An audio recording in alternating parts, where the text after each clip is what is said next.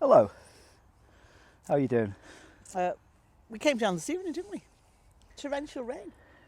Yeah, it's just after the rain on the plot. Stopped when we got here. Yeah. But we've been having quite a philosophical conversation. Can I just straighten the camera? Yeah, because you can edit it, can't you? Yeah. Okay.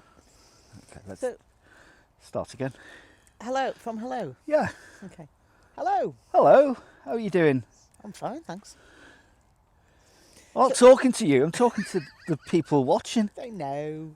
Yeah. They're all very well. Okay. Okay, but we have been having quite a philosophical conversation, haven't we? Just not so long ago about the importance of gardening, growing, nurturing. Yep. For people.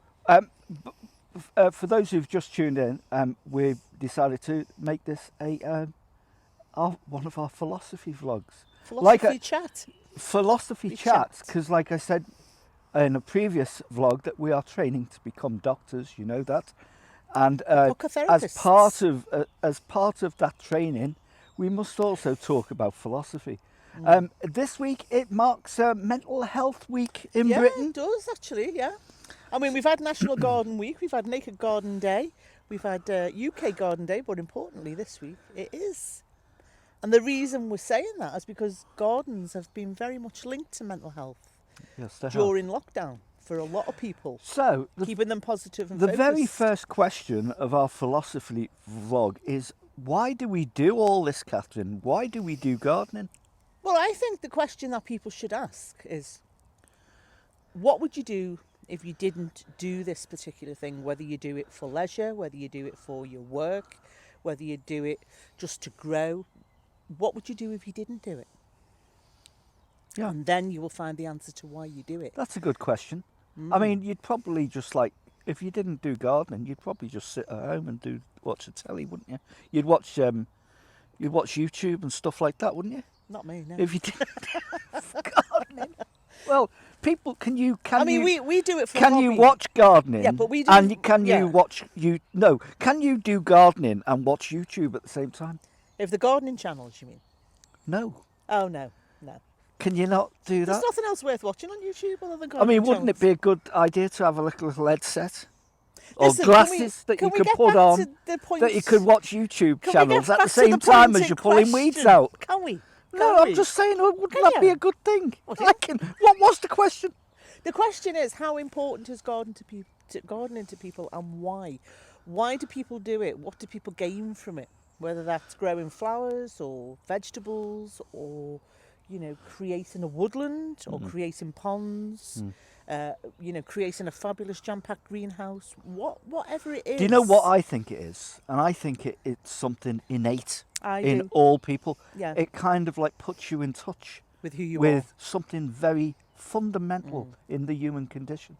Something that basically takes you back to your ancestors. Yeah. Maybe takes us back to the same people who built Stonehenge and started settling primeval, down to till the land and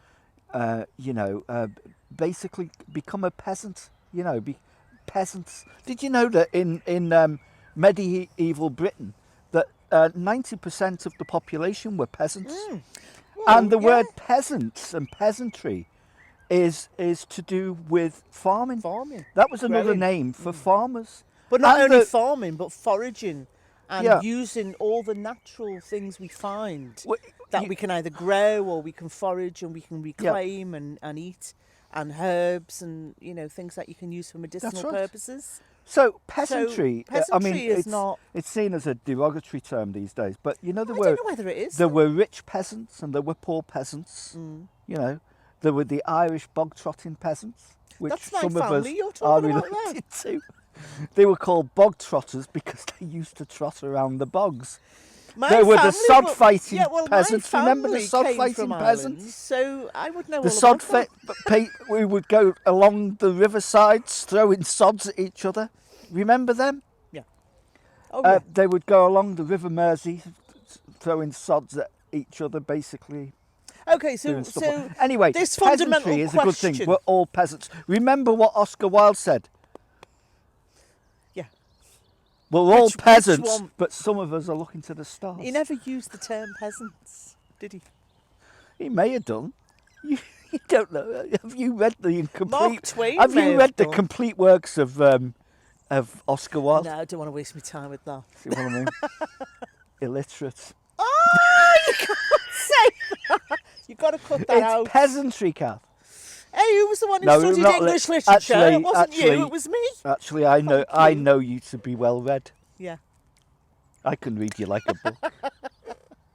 I'm But telling look, you. you still haven't answered the question though. Go on. What is the fundamental value of gardening or growing for you as a human being? Well, do you know what? We had a little conversation before we turned the camera on, Mm. didn't we?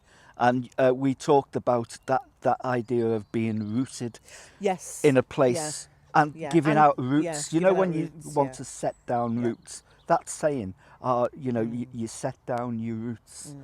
Well, gardening is a bit like that because I mean, we've worked this plot For 20 plus years. 20 plus years. Yeah. And it's like we're rooted in Yeah. the landscape. It's like we've Yeah. become part of that landscape. You know, the great tide of humanity, Mm. Yeah. the ins and outs as the tide comes in and it Mm. flows out through the But through there's- time. Yeah. Well, but you're part of that. There's something more important than that is actually the working with the land, the soil, the feeling anchored Yeah. in soil, you know, in a space, what you grow and Mm. nurture crops or vegetables or flowers or herbs in. That is very anchoring. It's very you know, you talk about being Living in the moment. living in the moment. If you talk about living in the now, Yeah. you know, there's lots of present day philosophers who are you know highlighting this at the moment. But living in the now, living in the moment, being mindful, Mm. you know, being meditative of your surroundings, of absorbing every moment of an experience that you have. That's what you have when you garden. Yeah. That's fundamental. That's what people is, have isn't it? when they do that. It's so important, Yeah. isn't it? It's so important to our well-being. And you know, the idea that you can just sit in a space Yeah. and do nothing. And just watch. It's Just not. It's not. watch, yeah. There's nothing wrong with doing nothing. You know, yeah, but you know the most important things that we as human beings can't do is stop thinking. No, I know. Now, when you're in a space It's like the this, truth, isn't it? you should be able to banish all thoughts, just get rid of the stress, just be so focused and absorbed in your immediate surroundings with what you're doing that Totally. you don't think about anything else. And do you know what it is for me? It's like you know, when a gardener, all gardeners, I would say, they're like zookeepers. They're are like a bit, yeah. keepers that's in a a good zoo. analogy, that. Because you know, keepers in a zoo, they have all these different animals, and they all have different needs. and they all have yeah. different needs. They come from different countries. Yeah. They come from different. They have different. You have to grow them at different temperatures. Give them different kinds of feed. All different, and you've got to learn all that. All that stuff doesn't come naturally. You have to learn how So to you're feed making your. the analogy between plants and species of animal that zookeepers have to, Yes. you know, house husbandry and maintain them and feed them. And Absolutely, and to keep them alive, and to make them flourish. Yeah. You know, throughout their life Plants. cycle. Just imagine that you've grown them plants from seed, from virtually nothing, just a little grain of seed, and you've nurtured them throughout their life. They become.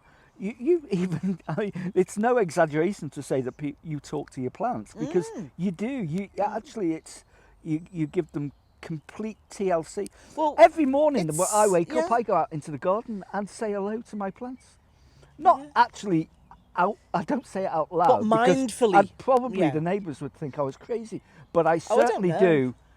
In my mind, I certainly see how they're doing and how are they. And sometimes I do say it out loud, but very, very quietly. Well, you know, plants are there to be, you know, you touch the leaves to see if they're healthy. Yeah, of course. You encourage growth in that way, or stimulate them, or if you're pollinating, or anything you're doing with plants. It's a symbiotic relationship between Yeah, it us is. It really is. and the plant you're Yeah, growing, you yeah. know. So it's important to remember that, Yeah. isn't it? And you don't always have to eat them. They can be flowers, they can be Mm. herbs, they can be things that Trees yeah. as well, orchards. You know, I mean, Weeds. obviously I don't- you you eat just- apples, but you know, you can plant trees, you can plant orchards, you can. it's a general So connection to many- the yeah. land, to the environment we live on. You know, Mm. when you're outside all the time, you become very tuned in to the environment, to nature, to the weather, and you know, to the lowering of light levels in Yeah. the winter, where you get, you know, this is kind of like you need sort of extra looks on your, you know, to keep your spirits up and stuff like that. Yeah.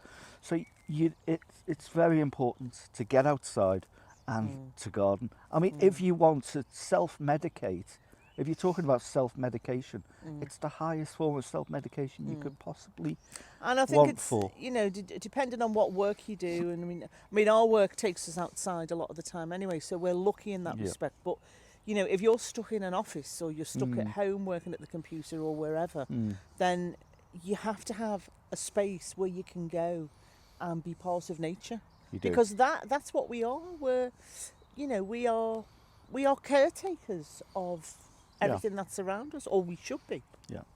Now on this planet. I'm just going to put this in because the battery might go, and I can edit it at a different point. But if you've enjoyed our philosophy, what is this? That should be on an outtake. you- Philosophy, Phil. If you've enjoyed our philosophy vlog, then please give us a thumbs up, like the video, subscribe to our channel, and you will be notified if you ring the bell thingy.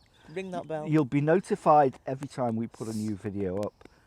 We love your comments as well. Oh yeah, So, we do. Oh no, the grace. Yeah. So if you do that, then that'd be great. And we hope to see you very shortly with another vlog. Okay, bye for now. Bye for now. Bye. Bye bye. Right, we can carry on now. So, philosophy is. We're going to do more of these vlogs, aren't we? Because I think they're quite I think it's interesting interesting, to yeah.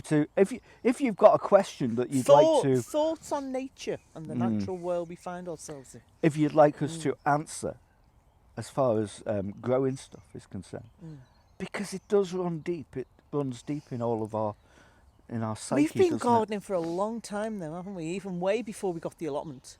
Where would we be without it? Yeah, It's got us through some really bad yeah, times, hasn't it? definitely. Some really yeah. difficult I times think in it our can. lives. I think it can for people, yeah, because it gives you that sense of space. It gives you that sense of just focus and mindfulness, and It you know does. all the things you need to bring together that positivity that you need to nurture. You know.